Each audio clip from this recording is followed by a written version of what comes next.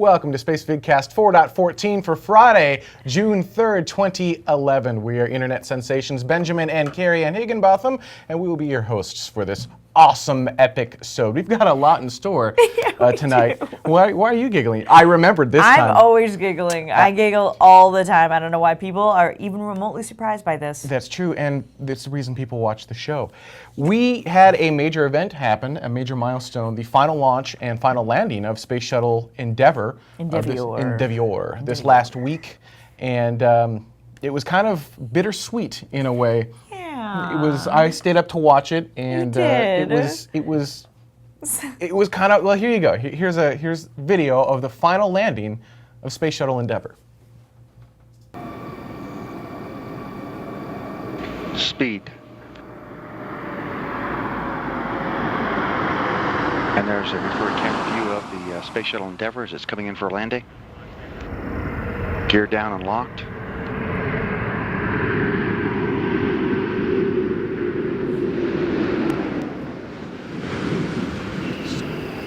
Beautiful. Main gear touchdown. I love that shot. Like that. Yeah, that. Yeah. Drag chute deployed by Greg Johnson. Forward gear touchdown. Press one button. Whatever. And so after a journey of 6.5 million miles, Endeavour landing in darkness, but illuminated by the ingenuity, dedication of every astronaut, scientist, engineer, flight controller, mechanic, and dreamer that helped it fly. The fleet's youngest ship completing its 122 millionth mile after its crew delivered an instrument to the International Space Station that will sift through the cosmic darkness for years to come. Houston, Endeavour, we'll stop. 122 million miles flown during 25 challenging space flights. Your landing ends a vibrant legacy for this amazing vehicle that will long be remembered. Welcome home, Endeavour. Yeah, thank you, Houston. You know, the Space Shuttle is an amazing vehicle to fly through the atmosphere, hit it at Mach 25, steer through the atmosphere like an airplane, land on a runway. It is really, really an incredible ship. On behalf of my entire crew, I want to thank every person that's worked to get this mission going, and every person that's worked on Endeavour. It's sad to see her land for the last time, but she really has a great legacy. You have a question, Carrie Ann? No, it is not on fire. If that can be your question, no, it was not on fire. And you should have seen the chat room. Is it on fire? Is it on fire? APU vents, Okay. not on fire. Why don't we see that during the day? Really? No. So, as Jet for Me said in the chat room just now, Yes. probably some of the best words spoken by PAO, or NASA Yeah. Public Affairs Officer. I have to agree. That was just the final landing illuminated by, just brilliantly done. I Look thought that at was, you all speechless. I'm flustered. PAO said something brilliant and like mind-boggling. I don't know what to make of it. It was. You heard that and you're just like, wow. It was really good. Yes, no, it was. It was beautiful. You've got one flight left. Yes. STS-135, Space Shuttle Atlantis. Final flight of the Space Shuttle Program ever. You're going to hear us say that every single show until Atlantis launches. Pretty much, yeah. Which will be in probably August. Although it's currently slated for... slide that in there. It's currently slated for July 8th, 2011, launching from the Kennedy Space Center in Florida. Now, if you didn't register for the tweet up, or if you weren't selected for the tweet up, that's all closed at this point. So It is. And the tweet up gets you at the 3-mile marker, which is as close as you can get unless you're actually the astronauts on board the vehicle. It is a great place to watch the launch. So that's closed. However, you might still be able to get Causeway tickets. Chat room, are they gone at this point? There are so many people that will be watching this launch. Causeway tickets will be done on a raffle system. That's the second closest place you can get.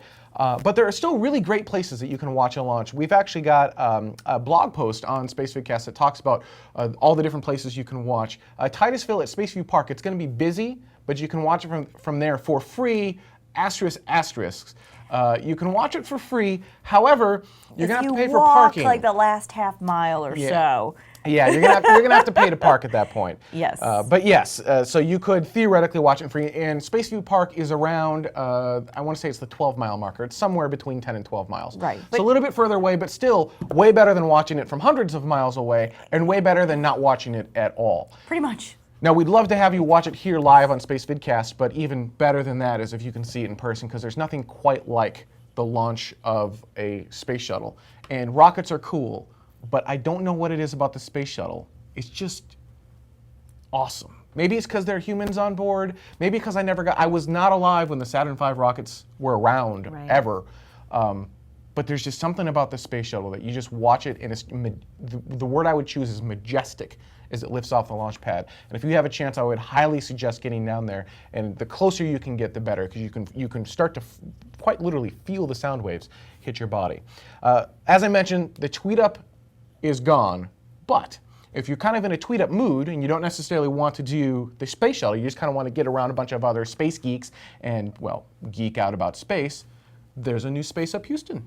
There is. SpaceUp Houston, which went over fabulously back in February of 2011, has decided to do a one-day, I forget exactly what they're calling it, but a one-day workshop on June 25th. So if you're kind of in the Texas area, or even if you're not in the Texas area but are willing to make the trip down, that would be an option for you, I suppose. SpaceUpHouston.org, of course. And it's very interesting because SpaceUps, as we've kind of covered before, are everyone is expected to participate in some manner. Everyone's expected to sort of put in their 2 cents, either make a presentation or, be on a conference. What am I trying to say? Table. I love that picture. That was at SpaceUp Houston this last go around. Amazing. That's the crew exploration vehicle behind a bunch of stormtroopers. So anyhow, those are all pictures that were from this last, and you can get out of it. It's just a 4-picture loop. I was being lazy, but yeah.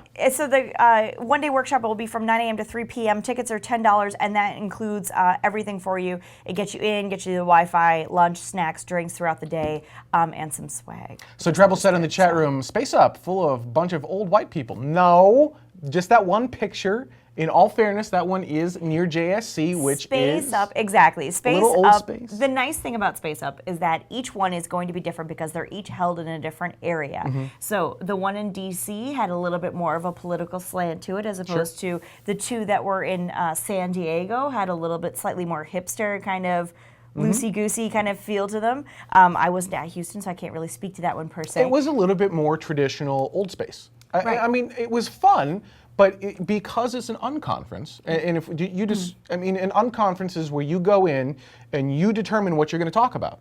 There is, you go to a traditional conference, you've got all the speakers pre-assigned, and you pick which room you're going to go. None of that here. The board of what's going on in each room is empty when you show up to a conference and you say, hey, look, I'm interested in Skylon. So you write up on the board at 10 o'clock in room 2, I'm going to talk about Skylon, or we should have a conversation about Skylon. And because that's something you're interested in, that's where you go. Which means SpaceUps in different regions take different feels and slants. It's not good or bad, it's just, it is what it is. Well, even if I can't talk, even if you have the same SpaceUps in the same areas but with different people, that's going to make it different. Oh, yeah, absolutely. So there's a lot of room for That's what makes them so much fun. They're so dynamic. They're completely different from each other. And if you can make it to SpaceUp Houston, if you're in the Houston area, or if you feel like going down for the one-day workshop, great way to get around other fellow space geeks and talk space and talk about topics that you're interested in when it comes to space. Maybe it's the shuttle retirement, or maybe it's, you said it's June 25th. June 25th. Which is a means Saturday. It's right before, just like what, 2 weeks before the final launch of Space Shuttle Atlantis. I thought you were going to say something else right there, but okay. Yeah, good times. Oh, no, can't talk about that. Okay. No, I didn't mean that. Oh, well then probably can't talk about whatever you're thinking. Probably. Yeah, absolutely. Because I'm only sitting on the chairs. Speaking of conferences, yes, the International Space Development Conference 2011 just wound up not that long ago, and NSS. So we kind of got our start with ISDC 09, right? Tim Bailey and others helped bring us down to ISDC 09. We live streamed one of the rooms and we posted as much archive material as we could online, and it was a lot of fun. And huge thank you to them. ISDC 2010. They weren't the same. It's much like a SpaceUp. Every time it changes hands, there's a different feel. They were like, streaming, and it never happened. ISDC 2011, they were like, absolutely, Spacevidcast, you're going to come here, you are media, whatever you need, we'll make it happen. And we're like, sweet. And then Spacevidcast, I don't want to say we dropped the ball, but because of the launch, we just couldn't allocate the funds to make it happen. It was the one thing they couldn't give us, which was time off from work. Yep, and it drove me batty because I absolutely wanted to be there and I wanted to stream it live to you guys and I wanted to post this stuff on YouTube. So I figured because we weren't there, egotistical me, because we weren't there, no one's going to post this stuff online. No. The guys that did ISDC 2011, they got it together. They posted some awesome videos on their actually right here in the banner, some amazing videos. One of my favorites is from X-Corps CEO Jeff Greason. Jeff Greason, right? Yeah. I was like, John, no. Jeff, so CEO of X-Corps, we've got, it's a 45-minute talk that he gave. All of which is good.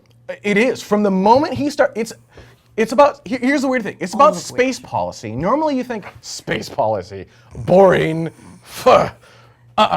This was, from the moment he started speaking until he stopped speaking, this video was epic. All right, 2 minutes of it, really quick, here you go.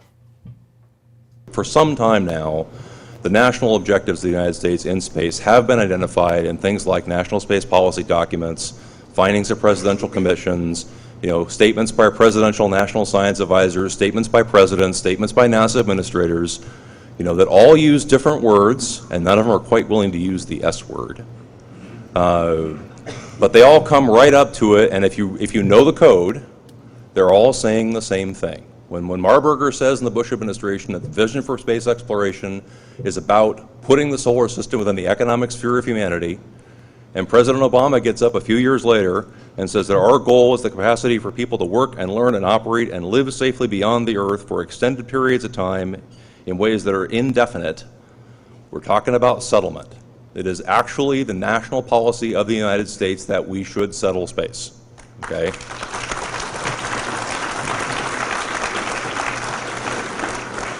I'm going to put one last quote in because it's commonly misattributed to me. I don't know why. The reporters right after the hearing where this was said all said it came from Grayson. I wish I had said it. I wish I'd had the guts to say it, but it was actually Chris Chiba, one of my co-members on the committee, who said, humanity should become a spacefaring civilization, and if that is not the point of human spaceflight, what the hell are we doing? Okay.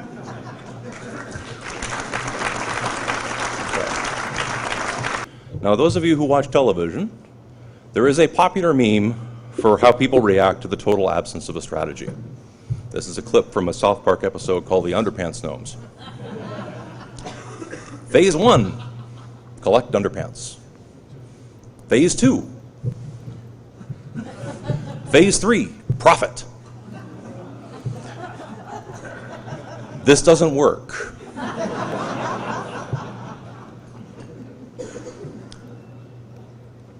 This is the exploration paradigm, as I call it, or the Apollo paradigm. It worked great for the Cold War because we had different objectives. Today our goal is settlement. Phase 1, we're going to put boots on, pick your target. We're going to return to the moon. We're going to go balls out and put people on Mars. We're going to send human beings to a near-Earth object. And then there's going to be settlement. Now, those are just two small snippets from his 45-minute speech, and it's like that the entire way through. It's the whole thing, and the entire, if you guys could see the chat room, the whole chat room from the moment it started is like, yes, yes! It's Jeff Grayson, by the way. Yes. So, if you just go to the link and watch it. It's just awesome. There are a bunch of different speeches from ISDC 2011. That's personally my favorite. Mm-hmm. It's getting quite a few views. It's getting tweeted around through the tweet mails. Tweeted, retweeted, tweet mails. From the intertwitters. And the interwebs. Interwebs. And it was a really great presentation. So that was ISDC 2011 and ISDC 2012 from the National Space Society. See if you can make it down there, watch some of that stuff in person, rub elbows with other really cool people. And we've had people like Quantum G joined us in 2010, all the way from Australia. Make it is pretty much what it comes down to. Absolutely.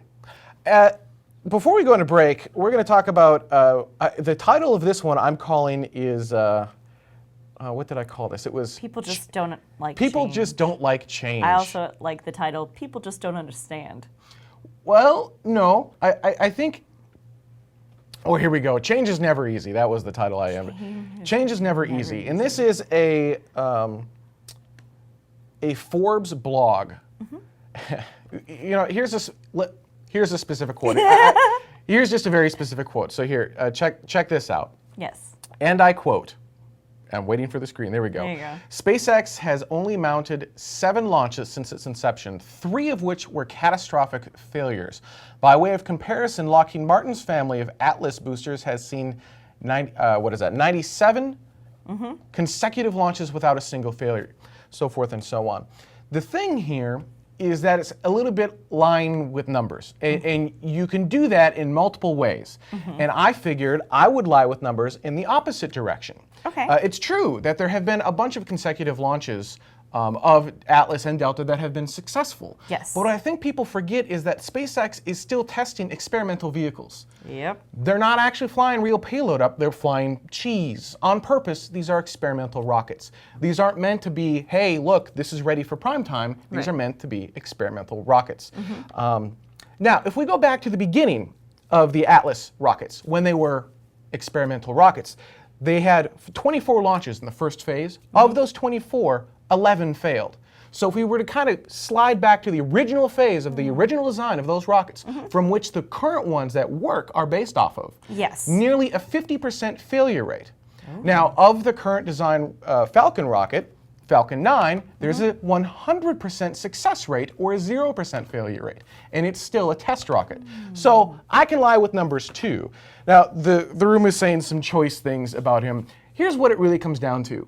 Old school space is scared because they have had the industry for 50 years, and they have been able to do whatever they wanted with it. And they have developed these policies and procedures, some of them good, many of them extraneous.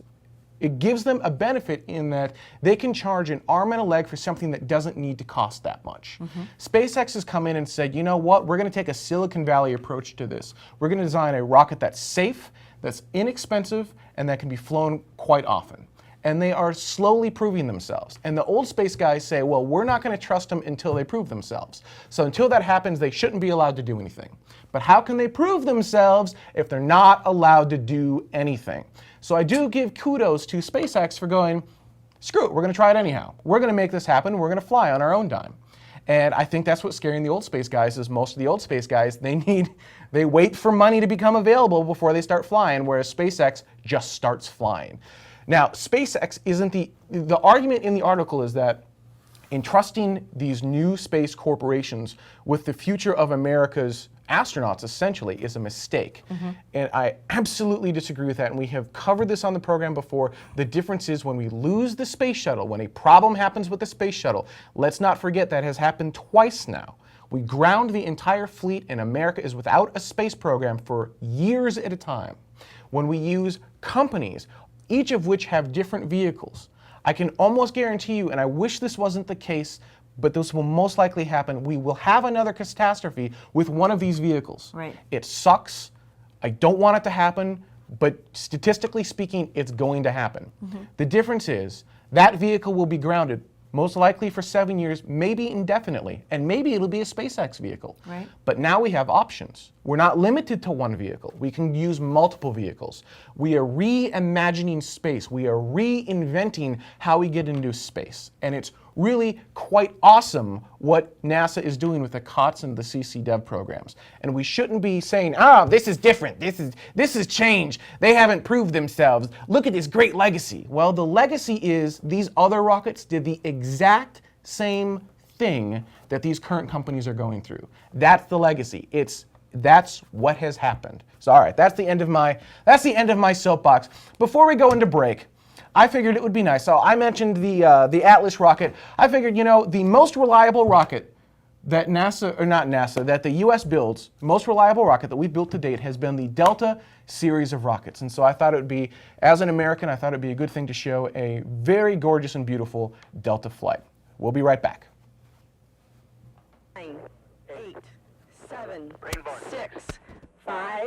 4, 3, 2, 1. 0. We have ignition and liftoff from Cape Canaveral Air Station of the Air Force Delta II launch vehicle carrying the new GPS-2R satellite. We have had an anomaly. We just had an anomaly of the Delta II launch vehicle from Cape Canaveral Air Station. We need to secure the area. Once again, we had liftoff of Delta II launch vehicle from Cape Canaveral Air Station, and we just had a problem with the vehicle on the pad.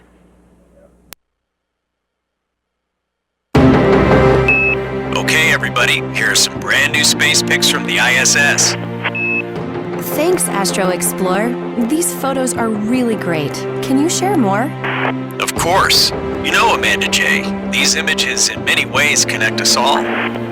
They connect us by the technology developed to explore space, also keeping us closer and safer on Earth. We now have satellites and sensors to alert us to danger and aid disaster relief efforts. Space technology helps us track and fight fires to protect life. I heard something about eye surgery. You're right. Better eyesight to improve life. And medical breakthroughs to extend life. I get the picture. Space exploration makes things better on Earth. I'm on board. Think outside the circle.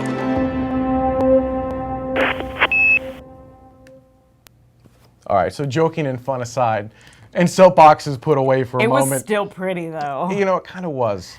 It really was just a.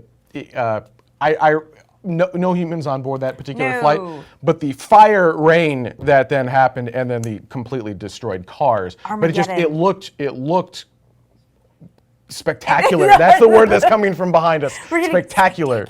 Yep, it was kind of fun to watch. Speaking of kind of fun, the International Space Station ranks as an engineering marvel. And check out the animation video we've got of it, too. It's kind of cool. We do? Oh, yeah. Check this out. Idea. Check this. Here you go. Maybe not. Anyhow, go ahead. Is this like the Lego? Oh, it's not. No. Look how pretty that is. Holy cannoli. So, sorry, I'm fascinated by the video at this point. So, the space station didn't just get flown up as one great big space station. It came up in modules and was added to and spacewalked and structured and pushed. Spacewalked and structured, yep. And pushed and pulled, all kinds of fun things. But the thing is that it's taken like 12 years, 11 years to make this incredible. I mean, this is amazing, really. Spacecraft, right? Mm-hmm. Space habitat, is that a fair thing to say? Yep. It's taken 70 spacewalking astronauts and cosmonauts from the US, Russia, Japan, Canada, Germany, France, and Sweden over 1,000 man-hours building this huge outpost. It's craziness. It now weighs over 1 million pounds, and it's as big as a 5-bedroom house. I can't even talk, apparently. The whole length of it is about as long as a football field, which I think is really incredible. Which is why you can see it with the naked eye when it goes by. So why is it considered an engineer? I mean, obviously some really cool things, but who's considering it an engineering marvel? NASA. Oh. Really? It didn't win? Yeah. Oh, see, I thought it actually won an award. No, it didn't actually win an award. This is just like, you know what? We think this is pretty gosh darn tootin'. Gosh darn tootin'. Well, you know what? Actually, it is pretty gosh darn tootin'. It is. My favorite quote, though, is we worked through this one spacewalk at a time, choreographing all these things and every potential contingency in a level of detail that would make your eyes water. Yeah, no, that's true. If you ever look at or if you ever listen to one of the U.S. side spacewalks as opposed to the Russian side spacewalks, which are completely different from each other when you're watching them, the U.S. side is like every detail, like, all right, we have to turn this 5 times, It's, you know, it's, geez. It's funny because the Russian side is like, I don't know, just go fix it. Pretty nice. Kind of, right? So, yeah, anyhow, I thought that was really cool animation as well. That's gorgeous. And it's complete now, right? According to NASA, as of STS-134, this bad boy's done. We're done. We're done with the International No Space need for Station. any more spacewalks. So we can just deorbit that now. No, I'm just kidding. What? I like the space station. It's very cool. I figured, you know. It's really cool. It's something to be proud of, and I think it's part of the shuttle's legacy, and it's part of NASA's legacy. You know, someone said, some shuttle fan out there on the Twitter, the tweet mails, said that, you know, it was one of those pride moments of like, the space shuttles come home, the space shuttle built the International Space Station. And I'd like to correct them and say, the space shuttle helped build the International Space Station. It'd be really cool if the space shuttle went out and was like, all right, let's get this done. But it did not do it alone. Russia did fly some of their own modules up there as well. In fact, the first module of the space station was not flown on the space shuttle. It was flown by Russia. So there you have it. Cool. Is my mic really dead? Or am I just not up? It's nearly dead. I can't see any levels. Awesome, because I'm totally on. All right, well then I'll just lean like this. You can just speak more. I can just speak more? Yeah. Loud noises! So continuing it, you know what? You can just look pretty for the rest of the show. There you go. ESA's Skylon space plane may not actually be impossible, although time will tell. Really? Are you going to... Really? So for those who don't know, the holy grail of spaceflight has been single stage to orbit.